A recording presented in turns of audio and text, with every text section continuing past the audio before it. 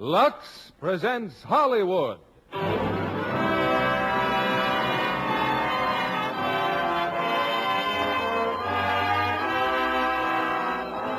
Lever Brothers Company, the makers of Lux Flakes, bring you the Lux Radio Theater, starring Clifton Webb in Cheaper by the Dozen.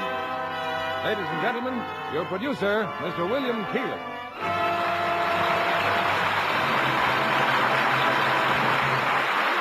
Greetings from Hollywood, ladies and gentlemen. A few moments ago, I finished my day's work out at Warner Brothers Studio, where I'm making a picture involving 3 babies, aged 1 month, 3 months, and 6 months. All of which I mention because I now have a slight idea of what the husband and wife in tonight's play must have thought when they decided to have 12 children. I imagine almost anyone who grew up in a family of 12 children would have enough material to write a book. And that's just what Frank Gilbreth Jr. and Ernestine Gilbreth Carey did, producing a best-selling novel and our play for tonight, Cheaper by the Dozen. Of course, it takes quite a talented actor to play the role of father to 12 children, so naturally, 20th Century Fox cast Clifton Webb in the part. And we, too, are delighted to star the very sophisticated Mr. Webb in this charming family story tonight. As you will discover in our play, it takes efficiency and careful management to rear a dozen children. And, of course, we recommend Lux Flakes. And now you'll discover Lux Flakes are even more wonderful when you try the new Lux with color freshener. Now the curtain rises on Cheaper by the Dozen, starring Clifton Webb as Frank Gilbreth.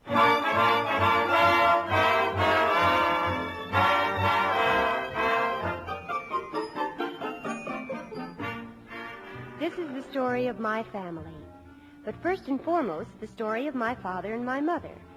Dad, Frank Bunker Gilbreth, was an industrial engineer, an efficiency expert, a man who showed industry how to save time. In Dad's mind, efficiency, like charity, began at home. For example, when he'd come home at night, as often as not, he'd announce himself by the blast of a whistle which he carried in his pocket, bringing us on the gallop from all corners of the house and neighborhood. Hello, live bait. Hi, Dad. All right, places. Come on, places. Get in line. Get in line.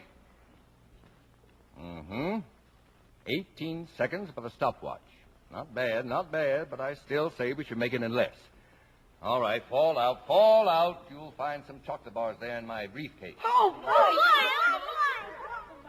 I might mention that there were 11 of us then. 11 children. That was the summer that we moved from Rhode Island to Montclair, New Jersey. We made the trip by automobile, a tremendous touring car known to all of us as Foolish Carriage.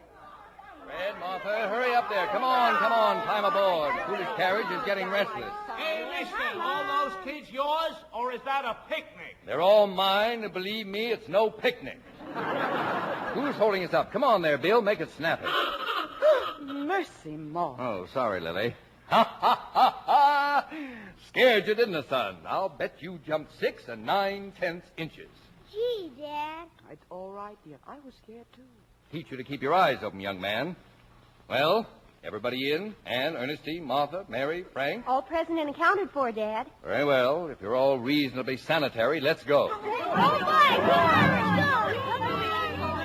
Goodbye, Rhode Island, New Jersey. Here we come.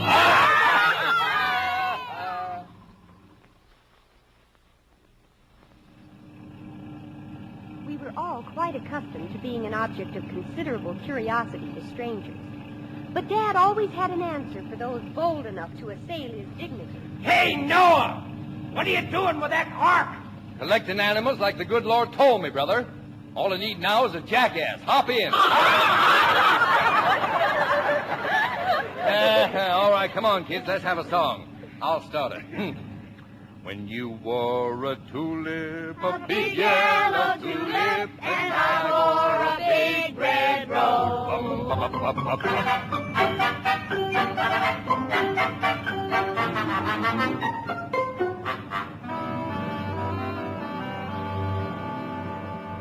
No no automobile, not even foolish carriage, could be expected to bear the demands we placed upon it without complaint. We were well out in the country when the radiator started steaming like a volcano. Oh, with that fan bell again. Excuse me, Lily. I'll have to get out. Frank, it's not going to blow up again, is it? No, of course not. Won't take a minute to fix it.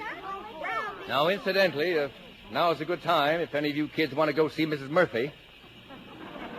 Well, how about it? All right. But remember, this is your last chance. I can't understand why a good car like this should keep acting up. Not one thing, it's another. Last week it was the carburetor. The week before that it was the fuel. Who did that? Who blew that horn? That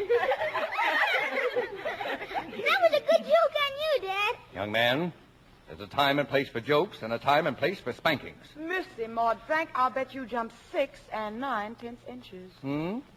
Oh.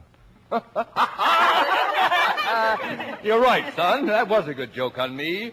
By jingo, I'll bet I did jump 6 9/10 inches. Would have done better than that if I hadn't hit my head in the hood. Oh, these kids, Lily, these kids.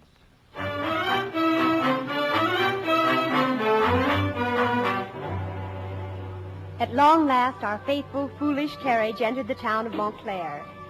It was a wonderful new house, and from the very first moment we loved living in it. But we soon found out that while it was often too small for 11 children, it was more often too large for 2 servants. Mother and Dad met the problem in the typical Gilbreth manner. Head on. The family council will please come to order. Thank you. Now, it's obvious that this house is too big for Mrs. Monahan and Jim Bracken to take care of without help. Therefore, your mother and I have called this meeting to discuss house and yard work. Assignments will be made on the basis of personal choice and aptitude. Now, does the chair hear any suggestions? Come on. This is a democracy, you know. Everybody has an equal voice. You children are certainly very quiet all of a sudden. In a democracy, everybody speaks. So by jingo, start speaking. Bill, I recognize you. I don't want to be recognized. Besides, I think Mrs. Monahan and Jim Bracken ought to do the work. They get paid for it. Sit down. You're no longer recognized. But in a democracy... Mr. Chairman. Yes, Frank? Speak up, son. Well, I think you're right. Jim and Mrs. Monahan have too much work to do. Thank you. I move we hire more people to work for us. Second the motion. You're all out of order. Sit down, and be quiet. The chair recognizes the assistant chairman. Well, of course, we could hire additional help.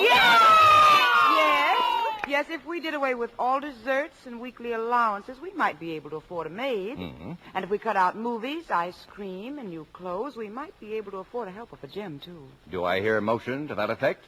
Well, Bill, Frank, Ann? Oh, well, I move we allot the work. Splendid. Do I hear a second? Second the motion. All those in favor signify by... Aye. Motion carried. Now, that brings up a little matter of specific assignments. For instance, the back fence is badly in need of whitewashing. Now, do I hear any bids? Well, speak up if you want to earn a little extra spending money. Yes, Bill? I'll bid $10. You must think this is a government project. Do I hear any reasonable bids? I bid 47 cents. 47 cents? Please let me do it, Daddy. But tell me, Lillian, how did you happen to hit upon 47 cents? I've been saving for a new pair of roller skates, and that's how much more I need. But you're going to get skates for your birthday. Hey. Oh, I'm sorry, Lily. I wasn't supposed to let that out of the bag. Oh, Daddy, that's wonderful. Thank you. Well, Thank besides, you. that's too big a job for a little girl like you. Frank, here's your chance. What do you bid?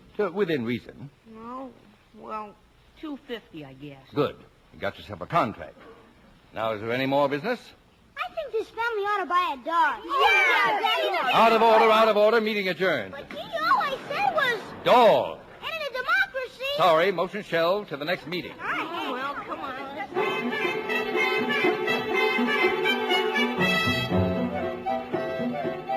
Before we knew it, the new school term began. Early that Monday morning, Dad blew his whistle and piled the older 7 of us into Foolish Carriage. 10 minutes later, we stood outside the school building. Well, here we are, children. Come on now. I know you're very eager to get registered, so in you go. Come on, quickly now. Hurry up. Let's go. But, Dad, not all of us. Certainly all of you. You want us to make an impression, don't you? But this isn't our school. Ernestine and I are going to high school. We'll take care of that later. I want to show these people first what a real family looks like. But, Daddy, it's so embarrassing. A person with inner dignity is never embarrassed. Besides, visits like this get results. Only wish I had time to go home for your mother and the babies. I will, too, unless you get a move on. Honestly, Dad, you have more gall. Somebody in this family has to show a little spunk. Now hold your heads up and look alive. No dying cow looks. Come on, open the door, boys, and take your hats off. Come in, won't you? I'm the school principal. Good morning, madam. Just a Gilbert invasion, or perhaps I should say a partial invasion, since I left most of them at home with their mother. I hope we're not intruding. Oh, not at all. I'm delighted to see you, Mr. Gilbert. We've heard so much about you and Mrs. Gilbert. I understand you have... 11 children, madam. 11 children? Goodness, how do you feed them all? Oh, they come cheaper by the dozen, you know. Unfortunately, only 5 will be under your excellent supervision. Mary, Martha, Lillian, Bill, and Frank Jr. How do you do, children? I just brought along my older girls, Anne and Ernestine, so you could get a better idea of the crop we're raising. Well, it's been so nice of you to drop by, Mr. Gilbert. Oh, I'm not just dropping by. No. I want to meet their teachers. Well, I'm afraid all our teachers are busy at the moment. Opening day. Oh, I'm in no hurry at all. I've arranged my schedule so as to give you my entire morning. You have? Yeah. Meanwhile, as to their grades, I see no reason why my children should be held back by a school system geared to those of simply normal mentality. Well, no, of course not, but so much depends upon their ages and their... You mean mental ages, of course. Bill, how old are you, son? 8. What grade does an 8-year-old usually belong in? The 3rd grade. Then I think you better find room for Bill in the 5th. Oh, that's impossible, Mr. Gilbert. Perhaps later on, if he takes tests... Oh, I hope they'll all take a lot of tests. It's good for them. Meanwhile, to illustrate my point. Frank, what's 46 times 83? 3,818. Lillian, 19 times 91. 1,729. Bill, 52 times 52. 2,704. Good gracious. Now, would you care to suggest any large numbers, madam? I'll take your word for it, Mr. Gilbert. I'll see what I can do. As usual, Dad won his point. And opening day or not, the principal sent for the teachers.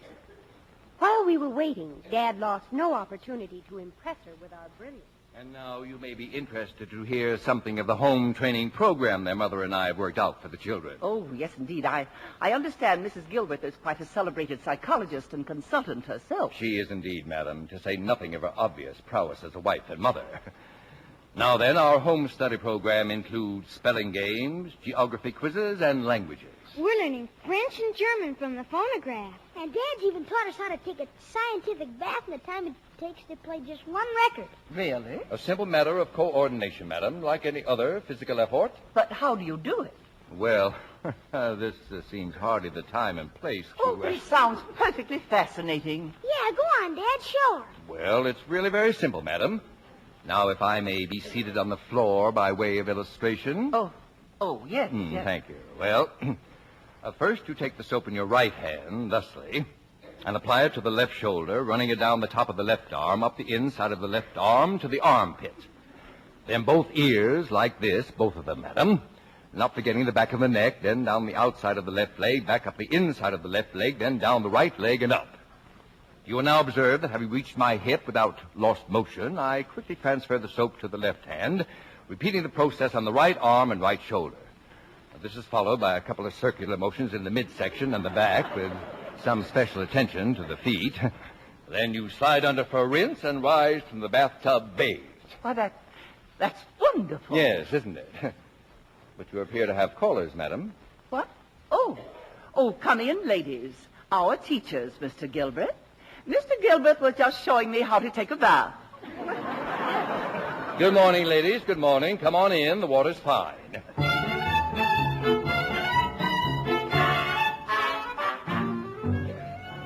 In our family, sickness was taboo. Dr. Burton's car in front of our house could mean only one thing. Dad, where is it? Where's the baby? In a room, taking her nap, of course. We mean the latest model, Daddy. Is it a boy or girl? What are we going to name this one, Daddy? Lily, what's got into these children? I can't imagine, dear. Now, whatever gave you the idea there was a new baby? Dr. Burton's car's out front. And you were sick last night, weren't you? I had a slight headache, yes.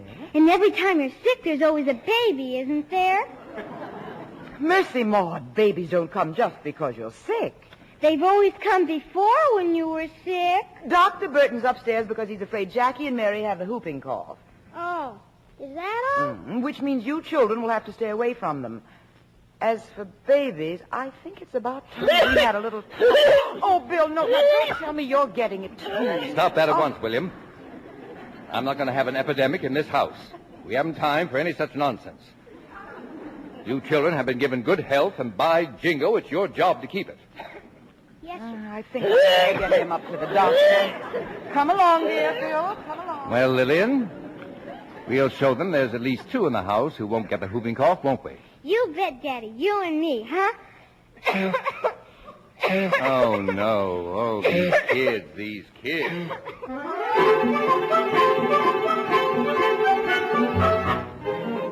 We all caught it, of course. And the upstairs took on the antiseptic aspects of a hospital ward, with Mother fluttering from bed to bed, full of love and reassurance.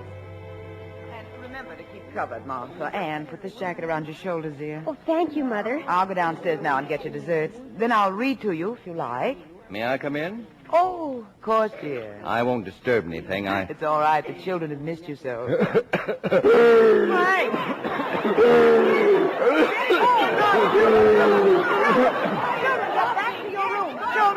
Back to your room. Dr. Burton. Oh, I'll be all right, Lily. I'll be all right, Lily. In heaven's name, what is it now? He's coughing too, Mr. Gilbert. Oh, me, how did I ever get mixed up with this family? All right, let me hear you cough. Oh, there's nothing the matter with me.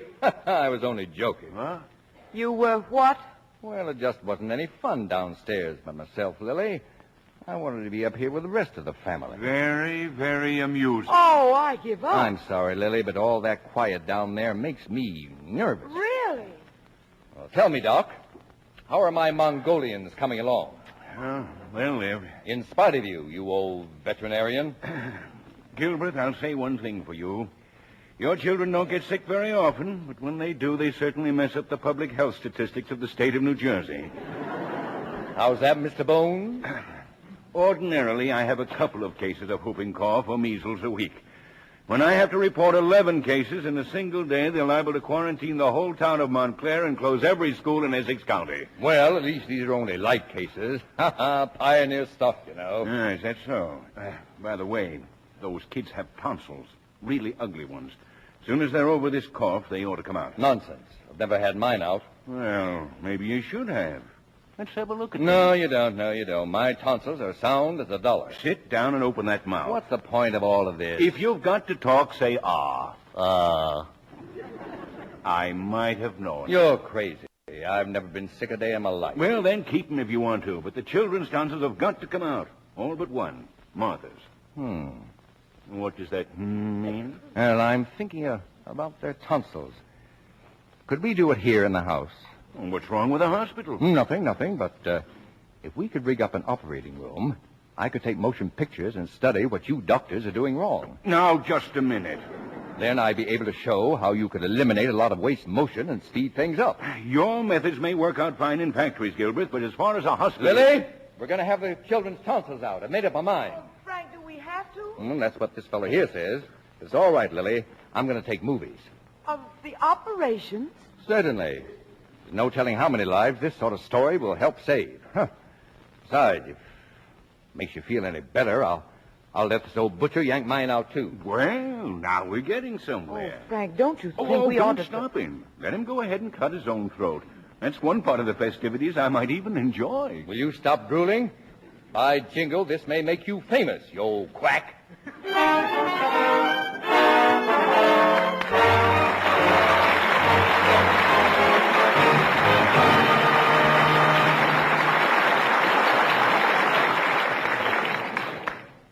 In just a moment, we will return with Act Two of Cheaper by the Dozen. Here's Mr. Keeley, our producer. Act Two of Cheaper by the Dozen, starring Clifton Webb as Frank Gilbert.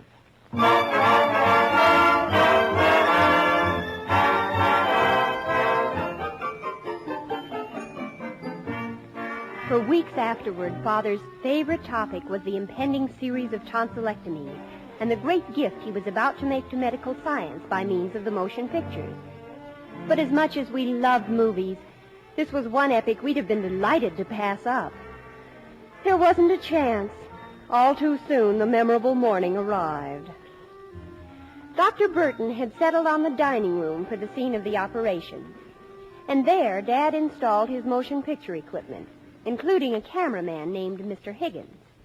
Mr. Higgins, however, failed dismally to share Dad's enthusiasm for the proceedings. Oh, I don't know, Mr. Gilbert. I hadn't figured on all this here ether. It's my stomach. I don't feel so good. Higgins, I'm not interested in your internal organs. Just get that camera ready. Oh, yes. My brother Bill was the first to go. The rest of us waited in the living room in a quiet huddle. Only one of us, Martha, would be spared. Of all the Gilbreth tonsils, hers alone would remain undisturbed. Gee, I heard you poor kids couldn't have any breakfast this morning. How sad. How very sad. Oh, cut it out, will you, Martha? Everybody knows you can't eat before you get operated on. I had donuts for breakfast. Delicious. Oh, and a big piece of apple pie left over from last night. Oh, you beast, get out of here. Mother, make Martha stop gloating about her breakfast. Not another word about food, Martha. Do you understand? I'm sorry, Mother. I won't even mention donuts and apple pie again. Well, Lily, number one's finished. We just brought Bill upstairs. Oh, that poor boy. I'd better go right up to him. Slept through it just like a baby. I can't wait to see those movies. Come on, Ernestine, girl. You're next. Don't be afraid, dear. It'll all be over in just a few minutes. Oh, I'm not afraid. Much. A Gilbert afraid? Don't be ridiculous. Now, just remember, I'll be right there with you, dear. Well, goodbye, all. All right, girlie. Let's hop right up here on the table. Is it going to hurt me, Dr. Burton? At your age? Why, you won't even feel it. My exact words, Doctor. All right, nurse. Better help her there. Hey, Mr. Gilbert. Higgins, how about changing the lens for this one? I want to see exactly how his caddy hands him his knives. Ain't it kind of hot in here, Mr. Gilbert? Maybe if we opened a window. You want my child to get pneumonia? Yes, but this ether... Never mind the ether. Just take care of that camera. Now then, nurse. You'll just... Good heavens. What is it? What have you done now? What have I done? I told you I didn't want Martha. You haven't got Martha. That's Ernestine. You sure? Of course I'm sure, you jackass. Now, look carefully. Don't you suppose I know my own children? I tell you, that's Ernestine. Well, if she isn't Martha, we've made a horrible mistake. We? What do you mean, we? What kind of a mistake? Well, all I know them by is their throats. I thought these tonsils were Martha's. They're the only ones that didn't have to come out. You knocked my little girl unconscious for no reason at all? Well, what do we do now? Oh, take them out anyhow. They'll have to come out eventually. Now go in there and get Martha ready. But she's been eating all morning. Well, never mind. I'm not going through another day like this. Start grinding, Mr. Higgins. At least we'll salvage something. Poor Martha. It was a blow, but in she went, full of pie, donuts, and indignation. I don't care if it is Dr. Burton's No, fault. Lily, Letting her Lily. eat that huge breakfast only to be snatched up like that and butchered. Lily, I told you it's no worse than a mosquito bite. Oh, Higgins, keep grinding in there. mosquito bite indeed. Very well. Just to prove it to you, I'll go next. I thought you wanted to supervise your movie. Oh, I intend to. I shall take only a local anesthetic. That way I won't miss a trick. And Dr. Burton's agreed. Oh, that's a lot of nonsense about my physical condition. Burton. I'll be in the amen corner when they're laying him away. Besides, I want to get this over with before lunch. I'm starved. All right, Gilbert. Who's next? I am. Okay, then make it snappy. A man can just stand so much. Well, I hope you're not making a mistake, dear. All right, sharpen up your tools there, Mr. Tallbones. Here I come. Yes, indeed. To Dad, a tonsillectomy was nothing. And he didn't miss a trick. 10 minutes later, he staggered out of the dining room, one hand groping before him, the other at his throat. Where are you? Oh, my throat, this is awful. Yes, dear, I know. But that feel, Lily, I can't talk. All right, old pioneer. You just had to have it the hard way, didn't you? Lily, I'm dying, Lily. Oh, Lily. Sit down, old-timer. I'll give you something to make you sleep. I'm going to sleep when my throat's cut. Mr. Gilbert! Go away, Higgins. Go away. Oh, I hate to tell you this, but it looks like none of the picture will be any good. No. Good? I forgot to put the film in the camera. You what? Now, Frank, don't get excited. Let me at him. Let me, Howie. It's too much for me. Let me at him. Oh, my...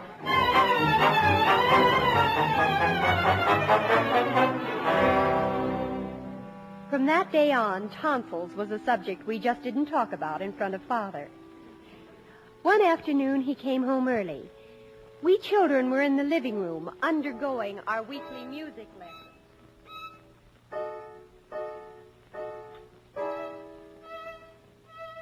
That poor music teacher. What brought it to you? Well, dear? I had a letter today, Lily, from Dr. Blenheim. You remember him, Czechoslovakia? Frank, they want you to come. Well, it's not definite, but Blenheim thinks they'll ask me to speak at the International Management Conference in Prague. I knew they would. The best scientific minds in the world, Lily. Oh, and what an opportunity, darling, to have your methods recognized universally. Yes, it's what I've always hoped for. But if it hadn't been for you, Lily, your help... Will you tell the children tonight? You can tell them if you want to. I won't be here, dear. Won't be here? Have you forgotten? I have a date at the hospital. So soon? I'm afraid so. But I thought you were only joking about going to the hospital. After all, you never went to one before just to have a baby. Well, maybe I never thought about it before. Well, it's going to be awfully lonely around here without you, Lily. By the way, do you mind what it is? Why, I thought we'd already agreed it would be a boy. After all, we have 6 girls. But of course, anything you decide will be all right with me, Lily. Thank you, dear. Thank you, Lily. That night, our baby brother was born. And for the 12th time, Dad's verdict was exactly the same. Well, Lily, I'll say this much for him. He's every inch a Gilbreth. I'm glad you approve. Yes, I expect we'd better keep him, too. Look at you. What? You were the one who was so afraid he'd be the last of the Gilbreths. Well, I admit you had me worried there for a while, Lily. 4 girls in a row. That can be pretty nerve-wracking. Of course, you know I did it deliberately. 12 children, Lily. An even dozen. And hardly an idiot in the bunch. You set the actual target, dear. 6 boys and 6 girls. I believe you even made a memorandum of it. Sounds kind of silly now, doesn't it? Not half as silly as it did then. Honestly, dear, did you really think we'd be able to go through with it? Why, certainly. I always knew that anything you and I teamed up on would be a success. Seem kind of funny, won't it? For the first time in 17 years, we'll be able to go to bed without setting the alarm clock for a 2 o'clock feeding. Yes, it's certainly going to be a luxury, isn't it? A wonderful luxury, but I'll hate it. Now, give me my baby. I've just one thing to say to you, young man. She's a pretty wonderful woman. Anyway, that's one man's opinion.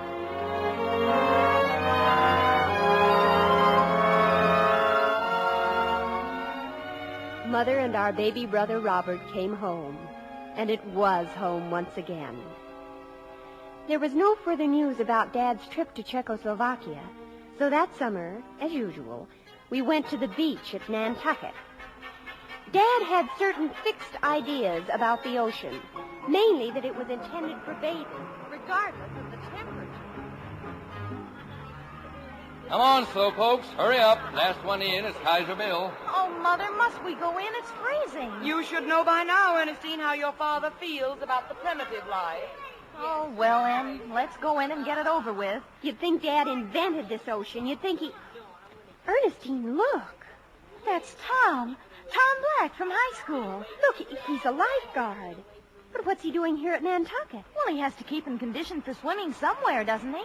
Oh, but why did he have to pick this place? And he's playing the ukulele. And look at all those girls around him. Come on, let's stroll by and see what happens. I should say not. Well, we know him, don't we? We see him at school, don't we? Yes, we see him, but he doesn't even know we exist. Besides, here comes Dad. Hurry up, girls. Good dip in the ocean never hurt anybody. You better rest for a while, Frank. You know what Dr. Burton said. That quack? Huh. My heart's as good as his any day. Better. Give me your young ladies. Come on now. None of this nonsense about... Dad, what is it? Just look at them. Those girls with that ukulele player. Daddy, you're staring. A fine spectacle. Bobbed hair, rolled stockings, and painted knees. But, Dad, that's the way everybody dresses at the beach. Everybody but Ernestine and me. We're just freaks. Freaks or not, you're not going down around here with bare knees for all the boys to ogle. Not while I'm alive. Well, boys don't ogle when everybody dresses that way. Don't tell me what boys ogle. I was young once myself. Honestly, Dad, how do you ever expect us to be popular? Popular. That's all I hear. That's the magic word, isn't it? That's what's the matter with this generation. Nobody thinks about being smart or clever. No, sir. They just want to be popular. But, Dad, if you'd only be reasonable... For the last time, no. You may not roll your stockings on the beach. If other girls want to go to the devil, that's their business. But you're not going with them. Is that clear? It ought to be. We've heard it often enough. Now, look here. You want to get married someday, don't you? Well, nice girls don't marry men, and nice men don't marry girls who make themselves cheap. You may run around with them before they're married, but... Well? When they settle down, they want someone they can respect. Well, they certainly respect me. I'm the most respectable girl I know. Why, they respect me so much they don't even look at me. Me either. Well, that's too bad, isn't it? Now, come along and get some of that good salt water. That afternoon, I made up my mind to revolt. I'd start from the top down. I took a pair of scissors and bobbed my hair. Anne, your hair. Oh, what have you done? Oh, Ernestine, believe me. I didn't do it just for myself. I cut off my hair for you and Martha and Mary and Lillian and Jane. Because I know you'll never be emancipated until I pave the way. Oh, Anne. Otherwise, we'll all go to our graves old maids, still wearing cootie garages over our ears and long drawers. Oh, but Dad'll murder you. When are you going to show him? I'll be downstairs at dinner time. Now hand me that comb and help me trim the ends. Oh, your hair, Anne. Your beautiful hair. I had picked the worst possible moment for my revolt. Of course, I didn't know it at the time, but Dad had already received one blow, one that really hurt. When I went down for dinner, he and Mother were alone on the porch. The cablegram, Lily, from Dr. Blenheim. It seems the management conference program is filled without me. Oh, Frank, really? Yes, Blenheim he says he's still working on it, but not to count on it. I gather there's a general lack of interest. Well, there'll be other conferences, Frank. Don't be too disappointed. Yes, I guess I was counting on it too much, Lily. Well, let's go in and have dinner. There's only one thing I can count on. You and the children. The sweetest, the most obedient children who... Frank, what is it, dear? Who is that? Who is that creature in there? Anne, your hair. Anne Gilbreth, take off that ridiculous wig. It's not a wig. I've cut my hair. You what? You may kill me if you want to, but I've done it. I think it looks kind of snaky, Dad. Besides, it's ever so much more efficient. What? I'll bet she can fix her hair now in 15 seconds. Fix what hair? She hasn't any hair left to fix. Oh, Anne, how could you do this to yourself? To herself? How could she do it to an Airedale? Well, I won't have it. I want to grow 'em back, young lady, and I want to grow 'em back fast. I'm not going to grow it back. I don't care what anybody says. I'm sick of being a freak. Anne, come back here. Let her go, dear. After all, it isn't such a tragedy. All the girls her age are bobbing their hair now. But I distinctly told her, Lily. She's growing up, Frank. She's no longer a child. Now, come and have dinner. But we started letting the children do as they please around here. Dear. For my sake? Well, all right, Lily.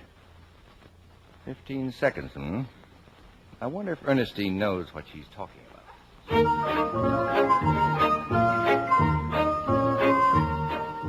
By the time vacation was over, Dad was reconciled. My bobbed hair had been a bitter pill for him to swallow, but like all fathers, from the beginning of time, he gulped and swallowed it. Then one evening, in my bedroom... What was it, Anne? That package from the department store. Come on in, Daddy. You may as well know the worst. They're teddies, see? Lace teddies. They're what? I bought them with my own money, and I'm going to wear them. No, you're not. You're going to send them right back.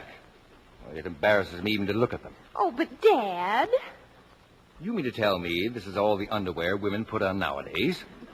Oh, please be sensible, Daddy. And you don't really mean I have to send them back. Not really, do you? Well, but no silk stockings and high-heel shoes. I'm not going to have a lot of doctor's bills because of foot trouble. Oh, thank you, Daddy. And while we're both in the mood, you may as well know it's a little late for that now. See? High heels? I've been wearing them ever since we came home from Nantucket. Hey, Ann! Telephone! It's for you, Annie. It's a boy. A boy! Oh, excuse me, Dad. Better hurry up before it gets away. Come back here. I'm not saying you can wear those things. My own flesh and blood in high heels.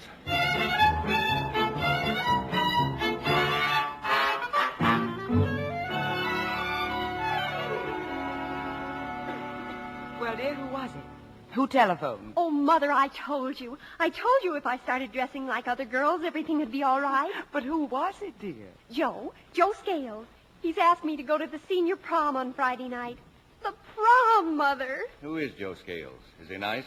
Oh, he comes from an awfully nice family, and he's cheerleader. He's got his own car, too. Two mighty fine recommendations. What about a raccoon coat? Oh, well, he'll probably get that next year when he goes to college. Gee. Come on, Ernestine. I've got to decide on what I'm going to wear. It's formal. Just a minute, young lady. Friday night, you say? Oh, yes. Let me see. Friday night, yes. Yes, that's all right. I can make it. You can make what? The dance, of course. Dad, you don't mean... You didn't think I was going to let you go out by yourself with a cheerleader, did you? Oh, Daddy, you wouldn't spoil everything by doing a thing like that, would you? What'll he think of me? That you're a sensible, well-brought-up child with sensible parents. Oh, honestly, Dad, don't you even trust your own daughter? I trust all my daughters. It's that cheerleader I don't trust. Oh, no. Now make up your mind. Either I go or you don't. Yes, Father. Oh!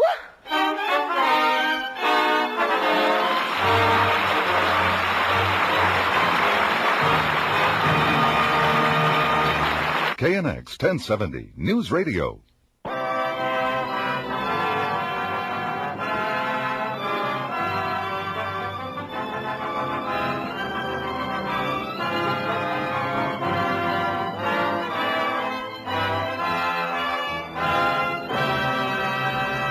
The curtain rises on Act 3 of Cheaper by the Dozen, starring Clifton Webb as Frank Gilbreth, with Rhoda Williams as Anne and Betty Lou Gerson as Mother.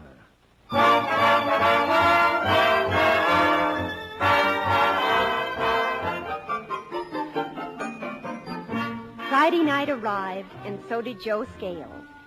Now, Joe was no Rudolph Valentino, but he was a boy, and he was taking us, to the senior prom. Joe made quite an impression on my brothers and sisters. Rah, rah, rah! Rah, rah, rah! Like that high school! Rah, rah, rah! Hey, not bad at all. Hey, you kids ever see a William Tell tie? No, Joe. Okay, now watch. You pull the bow, and it hits the apple. Get it? It hits the apple, the Adam's apple.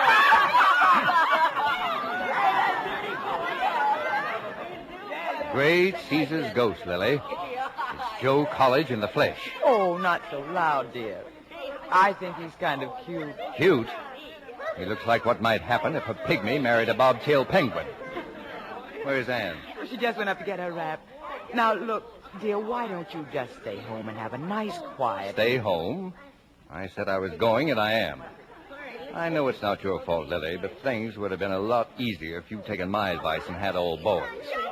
I'm sorry, dear. I'll try to be more careful with the next dozen.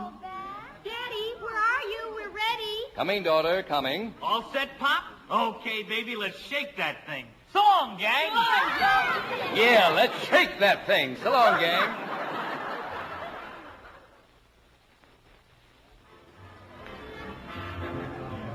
Hiya, Joe. Hi, Ann. Oh, hello, Henry. Come on, Joe. The tickets. Oh, here. What held you up so long? Kind of early to start necking, ain't it? Ixnay. Huh? Oh, excuse me, sir.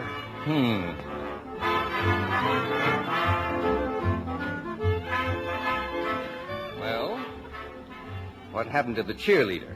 He's checking our wraps. Well, shall we sit down? Oh, don't you see, Dad? Everybody's talking. I can't even go to a dance alone.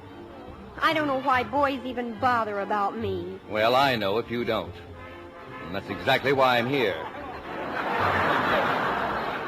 I haven't seen such ogling since we left Nantucket. All set, baby? Oh, yes, Joe. Well, then come on. Let's give it the old hips.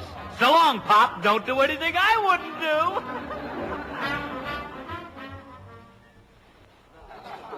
A little later on, when the orchestra was taking a rest, I ran into Debbie Lancaster. Debbie was a senior. She used lipstick and had plans of going on the stage. You know something, honey? I just got to meet your daddy. I think he's the cutest man I ever saw. But he's kind of old-fashioned, Debbie. Then I'll just adore him, because I'm awfully old-fashioned myself. Maybe it's because I was born in Mississippi. You just got to be old-fashioned to be born in Mississippi. Well, come on then. But be careful, won't you, Debbie? I mean about your perfume and lipstick and everything. Now, don't worry, honey. My daddy's the same way, always carrying on about me. But I notice he don't carry on when it's someone else's job.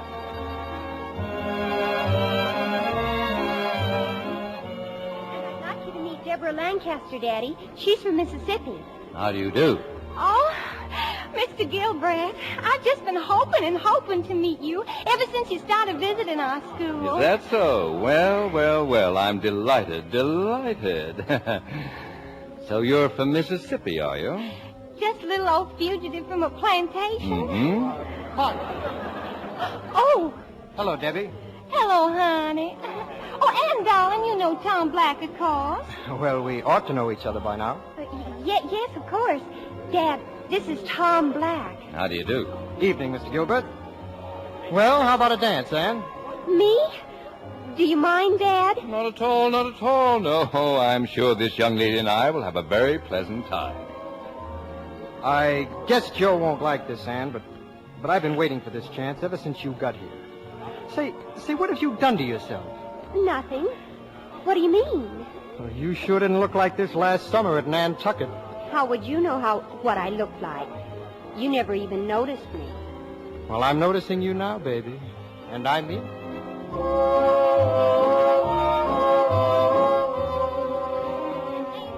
You've just been revolutionizing industry, honey. Oh, I mean, Mr. Gilbreth. Just saving millions of dollars in time and things. Oh, well, I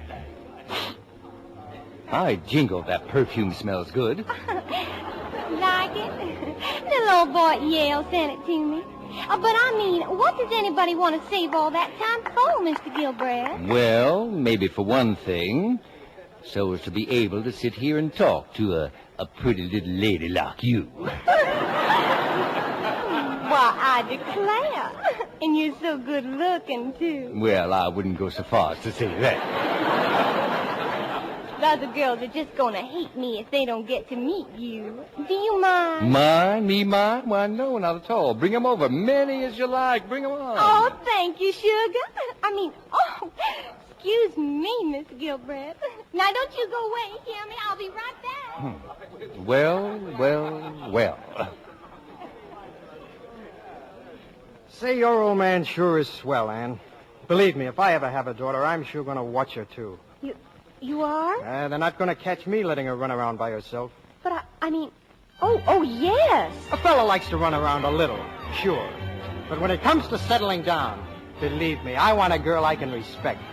Well, that's funny. That's just what my father It sure said. makes you stop and think, all right. An important man like Mr. Gilbert sitting there all by himself, not even dancing, just watching. Tom, look. My father over there, all alone, not even dancing. Holy cow, look at him, Charleston. Excuse me, Doc. May I cut in, please? Oh, certainly, Anne. I just love dancing with you, Mr. Gilbert. Thank you, young lady. Well, I hope you haven't been too lonely, Dad. No, I've managed. I didn't know you could dance. There's lots of things you don't know, young lady. Maybe you ought to congratulate me. What for? Well, after all, it isn't every girl in Montclair High whose father can be belle of the ball. Now, let's be honest. They're not really bad kids, are they? Well. And you're not really going to tag along with me every time I go out, are you? Well, we'll decide that when I get back. After all, I won't be able to tag along when I'm in Europe. Europe? But I thought you weren't going. Oh, yes, I am. I'm going to speak in London as well as in Prague. But when did all this happen? The invitation just came, a cable. Your mother sent Frank over with it not 5 minutes ago. Oh, Daddy, that's wonderful. Now, let's not get emotional. If you're going to toddle with me, young lady, by jingo, let's toddle.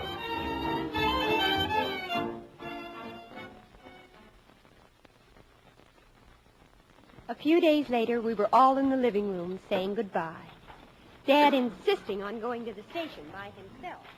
Mom, why can't we go to the station with Daddy?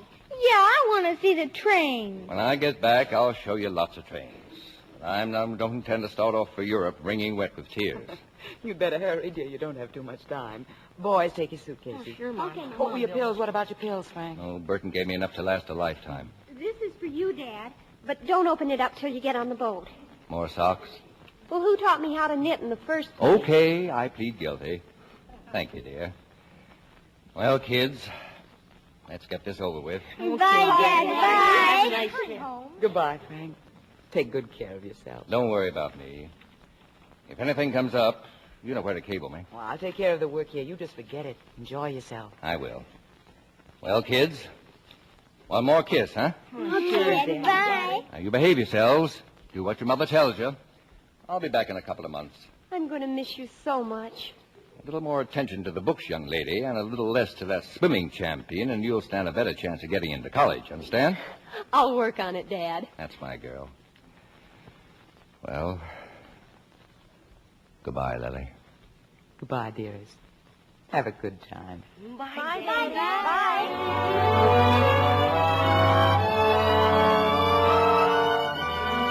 And so he left us. The telephone rang about 20 minutes later. It was Dad. He was at the station. He started to talk to Mother, and then that was all.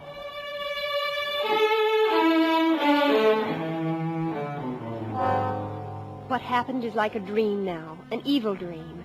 Mother rushing from the house, the neighbors finding my younger brothers and sisters and sending them home. Something had happened. He was dead. Our father was dead.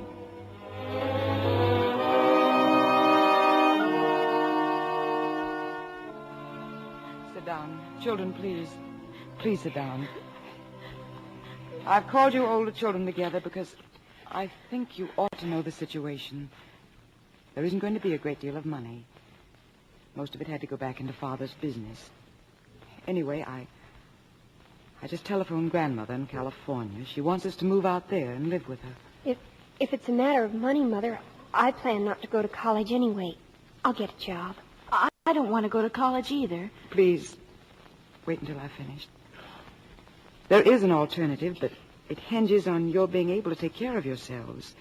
I can go on with Father's work, keep the office open. That would mean we could stay here if we live very simply. And if things should work out, then, Anne, you can go to college later on. Father wanted all of you to go to college.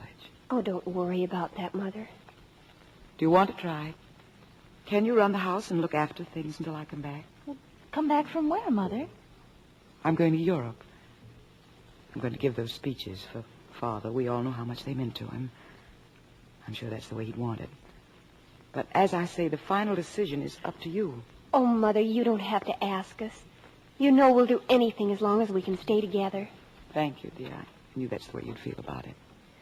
Well, since I'm going to be planning the meals from now on, I guess I better get started. And I'll see that the house is kept nicely, Mother, just the way you like it. And I'll help her. We all will. We'll do the errands, won't we, Frank? And keep the yard clean and... You bet we will. Oh, you've got a bigger job than that, Frank. Yes, Mother? Because from now on, you'll have to be the man of the family. We'll handle things, Mother. And we'll do a good job, too. You just wait and see. Yes, son, I know you will. Well, anyway, that's one man's opinion.